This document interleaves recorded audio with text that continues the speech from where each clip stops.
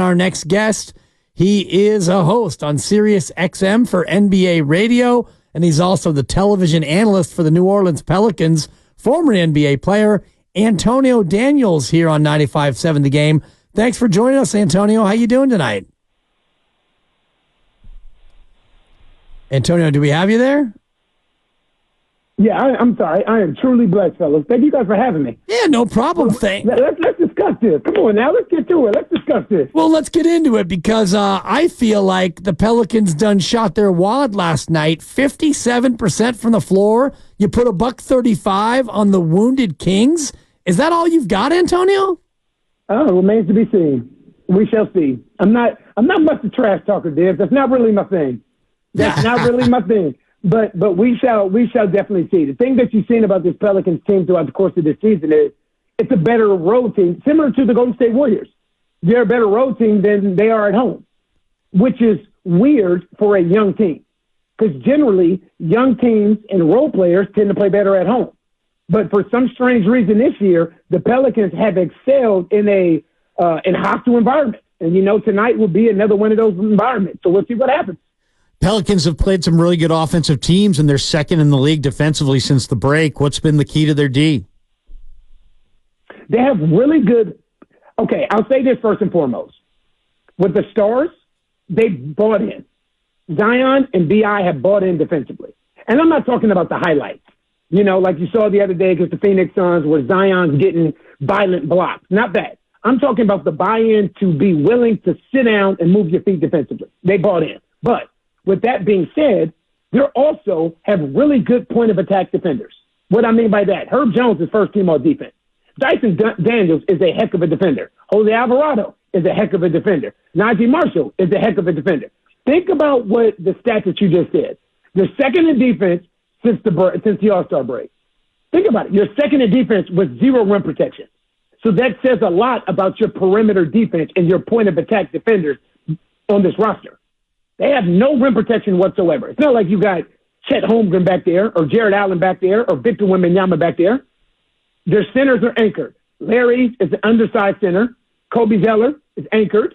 Jonas Valanciunas is anchored. But they have excellent point-of-attack defenders. That's why their defense has been so good. Antonio Daniels here on 95.7 The Game, the Pelicans TV analyst for their broadcast, also with SiriusXM and NBA Radio. What's been the key for Zion to have such a great bounce-back, healthy year this year? The training staff took a different approach. Tom Maystat, Amy, they've been fantastic with him. In the beginning of the year, they did this the right way. Like, I know fans hated the whole he's not playing in back-to-backs and all of this stuff in the beginning of the season, and used to hear all the grumblings, oh, here we go again, and blah, blah, blah. But you know what? They had a plan, and they stayed to their plan. They had a plan and stuck to it. And now here you are. The most important thing this time of the year is health. There's nothing more important than being healthy this time of the year. And to have Zion being healthy, confident, in a great physical and mental space, as a Pelicans fan and a part of this organization, that is all you can ask for because he looks fantastic right now.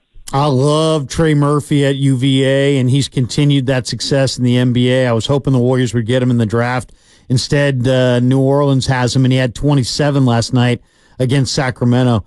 Talk to us a little bit about Murphy and how he's contributing and how he's flourishing. You guys know the way the league is structured now. If you look at some of the top teams in the league, you have 1 or 2 really good players, and you surround those players with guys whose skill set complement the stars. Trey Murphy, is a perfect complement to Zion Williamson and Brandon Ingram because he gives them space. And by space, I mean space. He's not standing on the three-point line. He's 4 or 5 feet beyond the three-point line.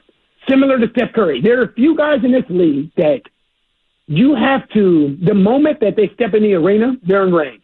Steph Curry's that way. Always has been. Klay Thompson is that way. Always has been. Trey Murphy is that way. So now you have him in the perfect situation for him. So you put him alongside Zion, you put him along B.I., and he's 6'10". That's what people don't forget. He's not like a small little shooter. He is a 6'9", 6'10" shooter. He is one guy in this league that has the skill set and potential and athleticism to win the dunk contest and the three-point shootout all in the same night. You can't say that about a lot of guys. Now, it's impressive. And when you think about New Orleans, a lot of times, and we don't follow them as closely as you do, obviously, but you don't get that deep in the roster. But this team has really come together under Willie Green. What's been the key for Willie to get all these different parts so cohesive late in the year? And for me, the thing that stood out about Willie Green is the adverse times. It's times when things haven't been going well. If you go back to his first year here, this team started out 3-16. Never forget that. But then they ended up making the playoffs. Last year, they went on like a 10-game losing streak. And it was a time of struggle throughout the course of this season. For me, it's not when things are great. It's the way that Willie Green responds to adversity. Like, when they were 3-16, I remember going into shoot-around, and that shoot-around was so full of joy. And I told Joe Myers, my broadcast partner, I've never seen a shoot-around like this with a team that's struggling like this. Usually you have guys whose heads are hanging and, like, it's almost like they're ready to give up already. But Willie does a fantastic job at instilling confidence and hope in this roster no matter what, no matter the circumstances. Again, when things are great, everybody's happy. But Willie is constantly talking about staying diligent, staying prayerful, and the amount of hope that he has instilled in these guys and confidence, it really shows up for me during adverse times. And it's a reflection of this team because they've persevered. They have persevered throughout the course of this season. This is a bounce-back team. They just went 1-5 on the toughest homestand that this team has had all year long, and they've responded in these two road games, going to Portland and winning that game, and then last night in Sacramento. This is a very, very strong, mentally strong, young basketball team. And it's a blessing to cover this team because of the way that they respond when things aren't going their way. Antonio, you were a high-energy player, and Golden State right now is – rebounding the ball really well. How do you see the battle on the glass tonight? Golden State has been really good on the defensive glass. I'm not. That's the biggest thing for me, because to me, Trey Jackson-Davis has changed things for Golden State. Completely changed things for Golden State, because now at that 5 spot, as good as Kevon Looney is, Kevon Looney's very anchored. So he's not fast. He's slow of foot, and he's not very athletic. Not a rim threat. Not a lob threat. Trey Jackson-Davis is everything Kevon Looney isn't. Right? He's young, he's active, he's fast, and he's a lob threat. And he gives you some semblance of rim protection. So I feel like the presence of Jackson-Davis has changed the whole dynamic of the Golden State Warriors. Because now you don't have to worry about going small and putting Draymond Green at the 5. Because you have someone like Jackson-Davis that has a live body that brings something different. But with that being said, the Golden State Warriors are a small basketball team on one hand, but on the other hand, they lead the league in rebounding, which is different, which is very different. So that's my big thing tonight. I want to see how this game plays itself out from the foul line and below, not from the three-point line and out. Yeah, it's fascinating when you think about what that will do defensively, matchup-wise. It's going to mean Draymond Green's going to be free to guard Zion Williamson a lot. Do you think that Draymond might be the most equipped player in the league to guard Zion Williamson? Be honest, I haven't seen one player be able to do that. A lot of times what you're seeing is there are schemes that teams are putting in where, like, if it's Draymond Green is on Zion, you're leading him straight to Jackson-Davis. And the thing about Draymond, I feel, is underrated. Anytime you talk about basketball IQ, you're generally talking about the offensive side of the basketball.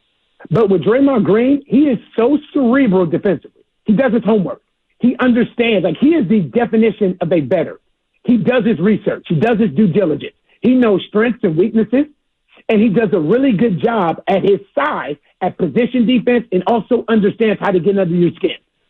I was doing an interview with another Golden State station earlier, and this is my big thing to watch. I want to see how Draymond guards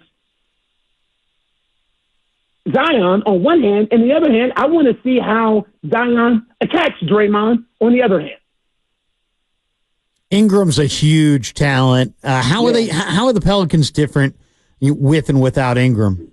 Well, I think the biggest thing, and you see this all the time in today's NBA, your second best player, your second leading scorer, should I say, is so incredibly important. You know, you look at the Dallas Mavericks who are 11-11 without Kyrie. The Milwaukee Bucks were 1-7 without Dame Lillard.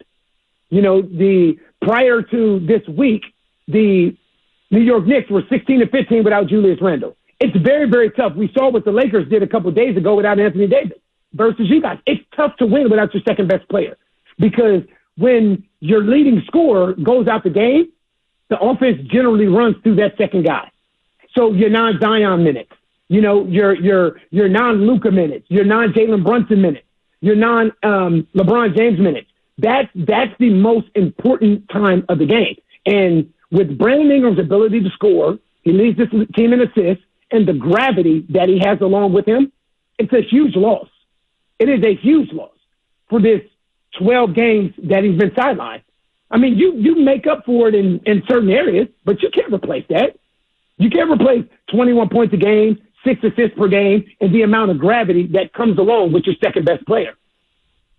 Pelicans analyst Antonio Daniels here on 95.7 The Game. We've had the debate here about who the Warriors' number 2 is, and it used to be Clay, but he's been up and down, and Wiggins has been missing at times, and Jonathan Kuminga has actually emerged as that player a lot. Agreed. What do you make of the improvement that he's made here in year 3, Antonio? Like, the thing that people don't grasp about this league is how important confidence is. Like, you don't get here by accident. You get here because you deserve to be here. But if you're not playing with that same confidence, and I'm speaking from experience, you're not the same player that you were that got you here.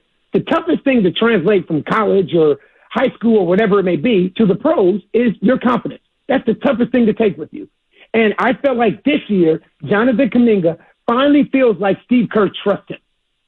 He finally feels like he's trusted. And by trusted, I mean he's able to play through mistakes.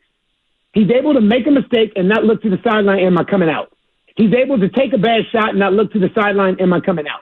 So I feel like, especially with younger players, once that trust is built, it gives them a bigger and better opportunity to blossom. And I think you're seeing it. I think Jonathan Kuminga is special. I think he is special. There's no doubt. There's no doubt. And we're seeing him improve dramatically. You mentioned Herb Jones before. I got to think one of the major keys to tonight's game is keeping Herb Jones off the offensive glass, keeping Herb Jones from scoring in transition. If Golden State can bottle him up in transition, I like their chances. He seems like when he scores in transition, the Pelicans really go. Well, the thing is, right now, you know, before he's going through a rough stretch of shooting the ball over his last 3 or 4 games or so, but prior to, he was on the cusp of a 50, 40, 90 season. That says a lot. And the biggest improvement in Herb Jones is that. Exactly what you just referenced. His ability to get out in transition and Euro step, finish with either hand, get to the foul line. But then also now he is a 40% three-point shooter. Because what teams have been doing in the past is saying, well, you know what, we're going to leave Herb Jones, and whoever is guarding Herb Jones is going to be the secondary defender on Zion. So they're going to spy on Zion like a linebacker on Lamar Jackson. Okay, now you can't do that anymore. And this is what makes the Pelicans' offense so potentially dangerous, is you can put Zion out there and surround him with numerous guys. C.J. McCollum, who had 9 3-point shots yesterday. Trey Murphy, who we've already referenced. Herb Jones, who's a 40% three-point shooter. You can surround him with shooting and really good point-of-attack defenders.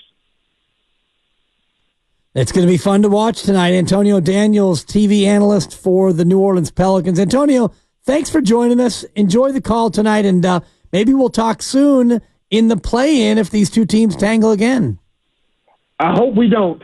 I hope I don't talk to you guys again, especially not in the play-in. God bless you guys. Thank you. Yeah, you too, Antonio. Thanks, Thank Antonio. you so much, Antonio.